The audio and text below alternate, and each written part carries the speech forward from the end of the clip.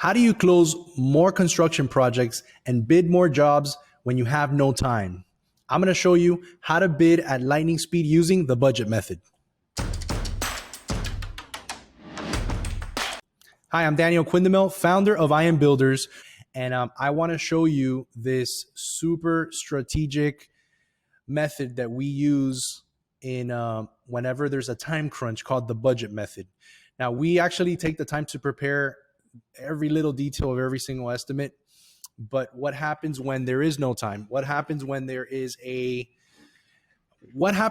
deadline that is 2 days from now, or just a project comes out of nowhere? There's an opportunity that just comes up and you just don't have enough time to bid.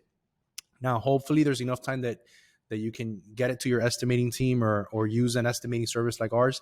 But when you don't have the time to prepare an accurate estimate, there's two really good strategies that I'm going to show you right now on how to still be able to bid the job pretty close and not lose money on it.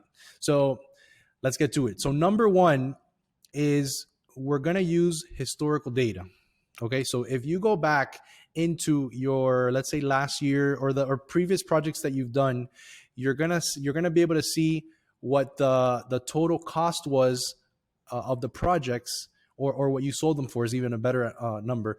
The total amount that you sold the job for divided by the square feet. That gives you an average cost per square foot.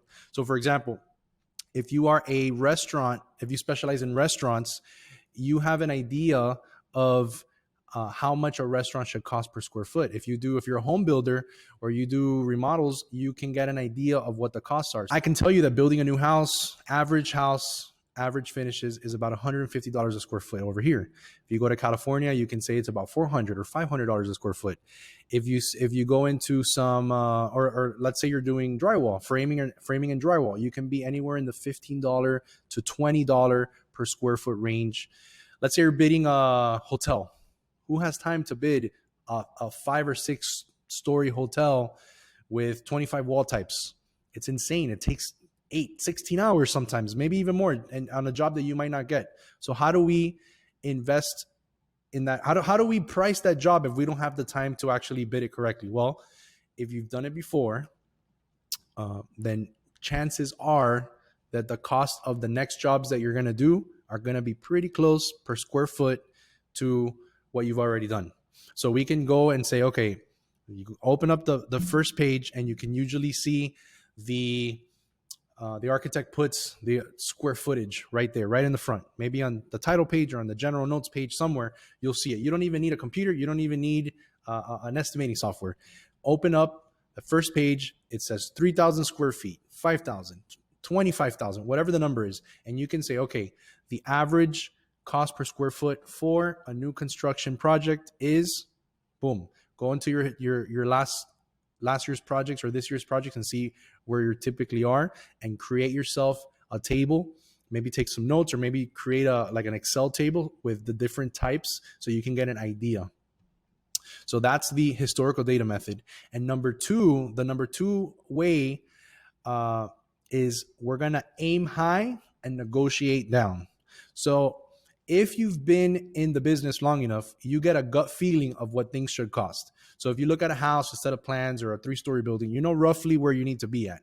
I mean, I do about 1,000 or 2,000 estimates myself a year, and it's crazy how just looking at a set of plans, when you do it so often, you can get almost within a 5 or 10% range of where it should be. And if you've been actually building it and you've been involved in the project, then you can probably do this even better than I can. If you only have a day or two to bid a job, aim high. Use your gut feeling, because you're usually right. Your gut feeling is almost always right. Aim high and use the follow-up strategies that we show you in the Explode strategy, which I'll put a link in this post. Use the Explode strategy, the closing strategies, so that you can actually have a good chance of winning the job by having great follow-up. So we teach something called the mere exposure effect, which is it's a marketing thing where basically the more contact you have, It brings familiarity. So what you do is you want to use it. You're going to win the job on the follow-up. You're not going to win it on the estimate. It's a big myth that you need to be the low bidder to win the job. You're only the low bidder if they don't have anything else to go by. If you're think about this. If you're building, let's just say, a $10 million building, right? That's a lot of money for a developer to put out of their own pocket.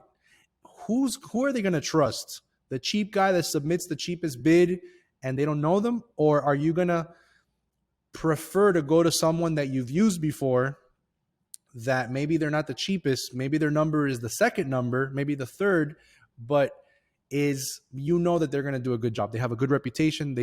You've done work with them before, things like that. This whole thing about being the cheap guy, it's a myth. So what you want to do is aim high, shoot that number high, and just drill them with follow-up. Not annoying. Don't be one of those annoying contractors that are calling always. It does get annoying, but be one of those guys that passes by their office. I mean, with coronavirus and all this stuff, it's kind of hard to do it, visit people, but try, visit them, call them, email them, follow up. That's the trick. So aim high and negotiate down. And so the two strategies for the budget method is use your own historical data so you can bid jobs quickly. And the second one is use your gut feeling along with this historical data method. Use that to aim high and negotiate down. You can never go up, but you can go down. So if your project is, let's say you submit a bid of, $500,000, and they call you back and say, hey, I don't know where you got the number from, but you're actually like $100,000 way too high. And you go, oh, hold on, let me check that. And then you fine tune your numbers. It's easy to go down, but you can't say 400 and say, wait. It's actually 500. They're not going to take it. You'll lose the bid for sure. But anyways, implement those two strategies. We call this the budget method. So implement that. I'm going to put a link to the Explode strategy so you can sign up and download it. It's our Explode strategy blueprint that we prepared for all of our clients. Check it out. And if you have any questions, feel free to reach out.